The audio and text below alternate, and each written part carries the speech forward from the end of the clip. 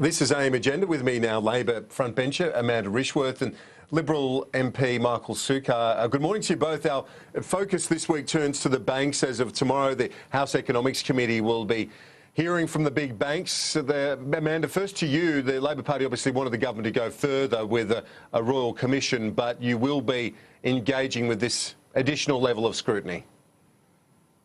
Well, look, obviously we've got members of the House Committee and they will participate, but of course this does not, I guess, fill the gap that's needed when it comes to proper scrutiny over the failures that we've had in our financial services system, and that is why Labor has continued to argue that we do need a Royal Commission, this sort of sit down with the banks, which is happening without the full scrutiny on them. Parliament's not even sitting, and won't really go or give much comfort to those that have lost homes, businesses, gone bankrupt as a result of bad behaviour by our banks and indeed financial services system.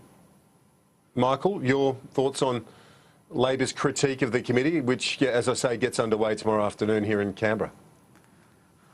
Well, Labor's critique, Kieran, is laughable. I mean, the reality is we are proposing and will be implementing an annual inquiry that looks into all of these issues. I mean, what we know about our big four banks is they're highly regulated. They do occupy a space in our economy that is very important. They are, in a sense, the lifeblood of the economy, and there have been instances, in some cases many instances, of poor service or fraudulent financial advice, and we think that the annual inquiry with real-time powers, the real-time ability to look into these issues, is far more preferable than a politicised Royal Commission that is, in a sense, Bill Shorten's Trump moment, bank bashing, that will cost hundreds of millions of dollars, take many years of work, and maybe 3 or 4 years down the track have some recommendations that a government can then implement. So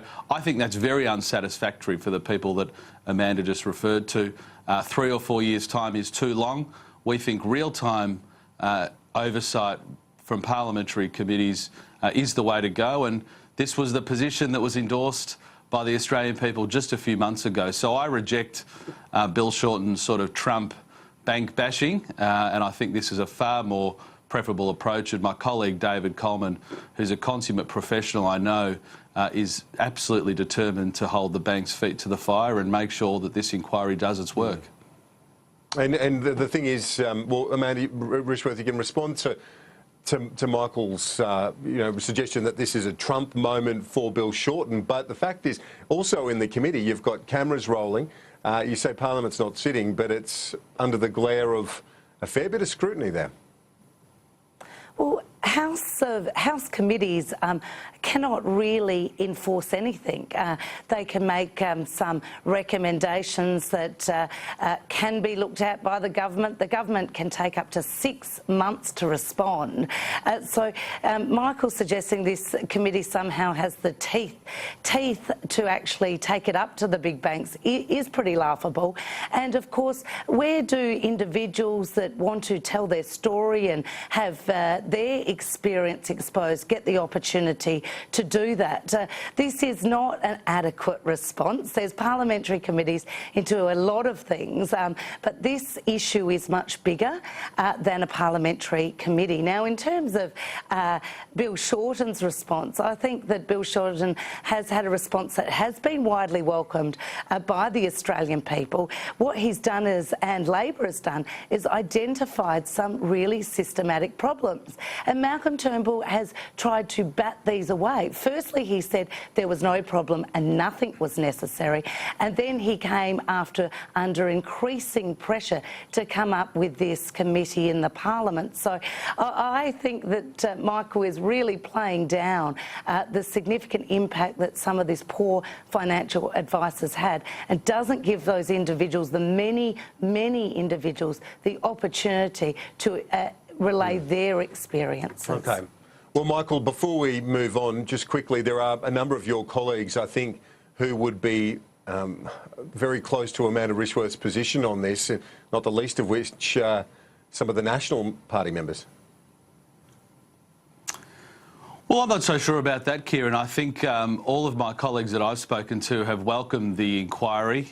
We think that it's absolutely the best way to go about this. And in a sense, the proof will be in the pudding. I mean, this is the inaugural inquiry and this will be what we conduct annually. Amanda talks about 6 months being an inadequate period of time to report. Well, in her estimation, then 3 or 4 years under a Royal Commission is wholly inadequate. And secondly, the point I'd like to make in relation to a Royal Commission is, Kieran, we often propose Royal Commissions where you've got contested facts, where you don't have admissions of liability.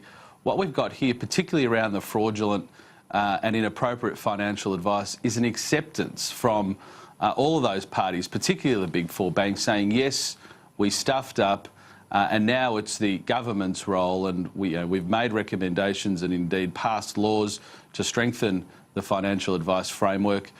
We think, given that acceptance of those inadequacies, that an inquiry, an annual inquiry, where in real time we hold the bank's feet to the fire, is the way to go. And if 6 months is too long by Amanda's estimation, then I assume she'll be absolutely against the 3 or 4 years of a Royal Commission.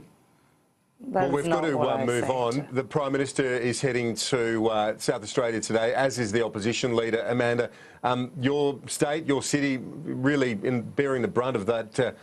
The terrible weather we've seen recently, the blackout as well, has prompted the debate around renewable energy and just how much stability that can provide the network into the future.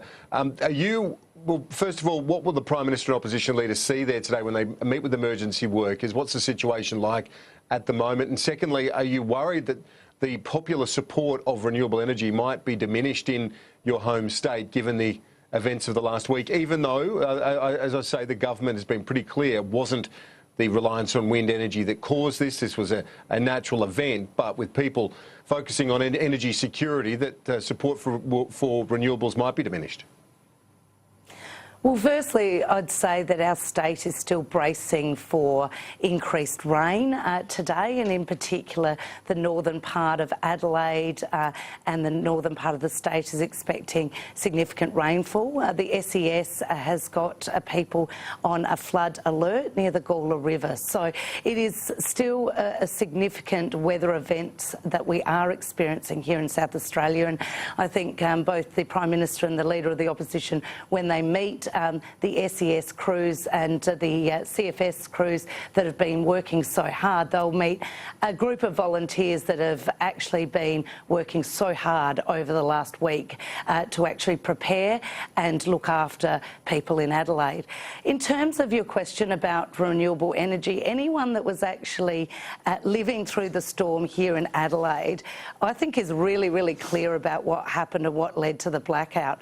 And that is that there were unprecedented winds and an unprecedented storm that we haven't seen for 50 years, and that it was incredibly unfortunate that so many towers, I think 22 towers went down, and that led to the network protecting itself and therefore shutting the power down.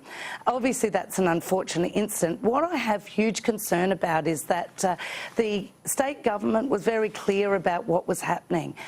It was the Prime Minister and indeed other members of his cabinet, as well as Nick Xenophon, that tried to muddy the waters about this being about renewable energy. It was not about that, and indeed if this prompts a discussion about an extra interconnector in South Australia and better infrastructure, well, that's all well and good, but really this was an unprecedented storm and should not be muddied when it comes to renewable energy.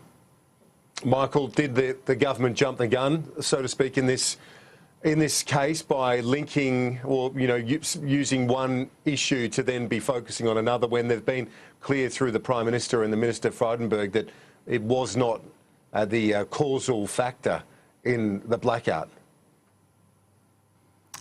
Well, Kieran, I think you've answered your own question. I mean, the relevant minister and the Prime Minister acknowledged that, but inevitably we think about issues of energy security when events like this occurs, and our heart goes out to all of the South Australians who are affected. What do we know? I mean, what is uncontested? What is uncontested here is that South Australia has embarked upon unrealistic renewable energy targets. They have the highest target for renewable energy, or the highest proportion of renewable energy as a percentage of their total energy needs. They've got the most expensive electricity in the country, and what we're concerned about is that that's potentially leading to a less secure energy grid as well. So I think it would be foolish for any politician or anybody who is interested in these matters not to question what impact these very aggressive renewable energy targets from the states is having on energy security, because in my own home state of Victoria, where we've got probably the most ideological politician in the country, in Daniel Andrews, they are embarking on renewable energy targets that they'll never be held accountable for. I mean, when Bill Shorten says that he has a 50% target by 2030, he knows he'll never be held accountable for that. And what we are trying to do is ensure that those people in 10, 15, 20 years' time have a cheap or access to cheap energy, as we have really since our inception as a nation, and importantly have energy security, because it's something that we take for granted. It's something that our economy relies upon. And what have we seen in South Australia with unrestrained Labor Party policy? Well, we're seeing the highest electricity prices in the country, and I think it's fair to question what the energy security is like in that state as well. We've only got a couple of minutes left, but Amanda, just quickly, Greg Hunt, the Industry Minister, writes in the Financial Review this morning there must be a more integrated system of providing consumer and investor security. This in investment security, this to me is something which is a no-brainer, really, when you've got the different states with different policies, regardless of the merits of the targets themselves. Surely greater harmony is what's required here, Amanda Rishworth, on the broader issue of energy security. Well, in terms of interconnection with the broader grid, there's no doubt that South Australia could benefit from a second interconnector. This has been something that was inadequate at the time the Liberal Party sold our network, privatised our network. So it's something that could benefit from. But I think that discussion around infrastructure should be really done in a way that is led by the Commonwealth and is planned by the Commonwealth. What we see here, unfortunately, when it comes, though, to things like renewable energy, is the Commonwealth completely abandoning the field, not interested, and indeed taking up this ideological battle against it, instead of working with the states and territories to actually ensure that our infrastructure is, and our national energy network is properly connected. Well, Michael Sukkar, is it time then for, that's Labor's assertion about the government's approach to this, but surely it's incumbent upon the government and the minister this Friday, when they convene that meeting of energy ministers, to try and forge some sort of agreement, some sort of compromise here.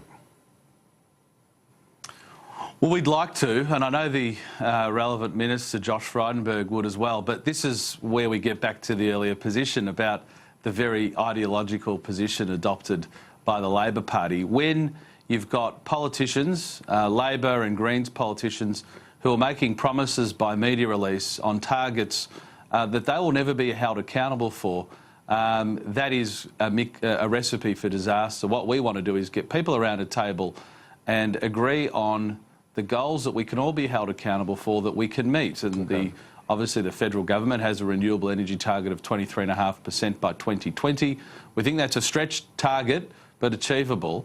But all of that is put at jeopardy with the state governments, particularly Labor governments, going out and making these unrealistic goals. And I mean, I must say I was surprised that Amanda tried to blame the previous South Australian state Liberal government for these issues, when I'm no expert, but I think the Labor Party's been in power there for many, many years. So I think that's quite laughable.